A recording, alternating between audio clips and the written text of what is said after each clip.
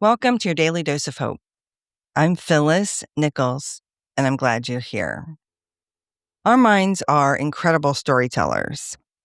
Sometimes the stories we get are great, like how nice it was that somebody cared for us, or how helpful it was when somebody extended some kindness or gave you a hand with something.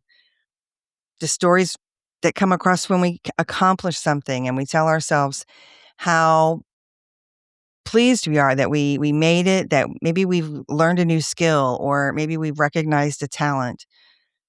But sometimes the stories aren't very encouraging and it can sound like things like I'm not good enough or no one cares or this is never going to work.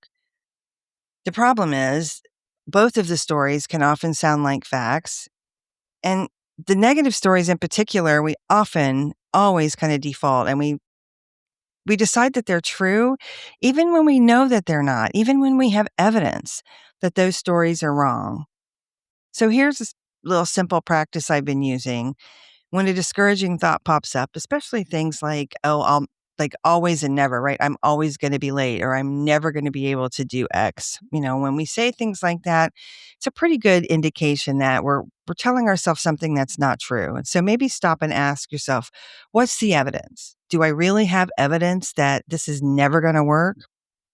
Probably not. So we can turn that around and be like, okay, do I have evidence that it could work? And we're not talking about feelings here. We're talking about evidence, right? I've done this before regarding some of the work that we do, and I will get frustrated and think, oh, I'm never going to be able to be better at this kind of thing. And then I'll be like, that's not true, right? I actually have evidence of being better at doing those things. I can look back and see where I started and where I'm at now, and I can see the progress that's made. And you can do the same thing too. You can look back at the difficult things that you've accomplished. Maybe if you bounce back from a setback or something unexpected that happened. Every time we can look at those things, we can switch that story in our brain and switch it off so that we're not hearing that story all the time. Hope shows up when we remember and we acknowledge what's really true, like in this moment. And in this moment, right now, I'm very fortunate. I'm safe. I'm okay. I have people in my life who care about me. There are people that I love dearly, and they're okay right now, right? Not everything's perfect, of course, but that's my current truth. And I don't have to worry about tomorrow. I don't have to worry about what's down the road. So if you find yourself ruminating over things and it's not really helpful, stop the rumination and ask yourself, like, what's evidence? What's really, truly evidence that I can look back on, and switch the whole dynamic.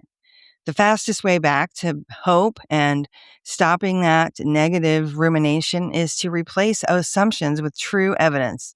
Make a list even if you need to, so you can remind yourself anytime that story pops up for you. This podcast is part of the Sound Advice FM network. Sound Advice FM, women's voices amplified.